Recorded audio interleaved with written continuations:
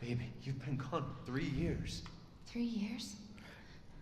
Has it really been 3 years? I'm playing this on a pretty shit monitor right now, but it's one of those games I can just always play. It's so accessible to me. It's the only PlayStation game in general, 3, 4, or 5, that I've platinumed. Yeah, it's definitely my favorite game of all time. Well, I guess Link to the Past is my favorite game of all time. Now. Maybe that and We need to Ocarina of get out of Time here first. kind of share the same space. I think But- it's this way. Like, just like them, I can't play those right now, but if I could, you know, they're endlessly replayable. And I can always, to this day, I can still play them, just like Resident Evil 7. I'll always be able to just play it. Just start it up and play Resident Evil 7. So it's my favorite modern game, I guess. Which is weird.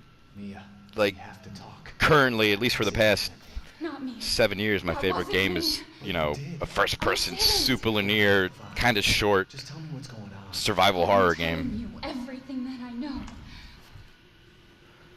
But We have to go this way. I mean, in terms of like what these games set out to do, you know, despite their hardware limitations, you know, like from concept to execution, this game really is like a work of passion. Are you sure you know where you're going?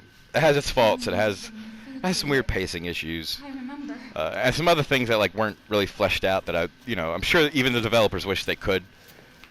But within the parameters of what it was trying to do, you know, I mean, this game evokes horror in such a dreadful way, you know, from start to finish.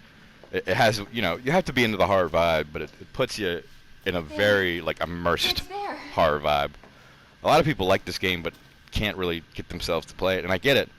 I remember it took me a while to like finish this game at first, but like once all the, you know, I got used to the atmosphere and what was coming next. That's when the accessibility came. Oh, I gotta talk to her. This is it.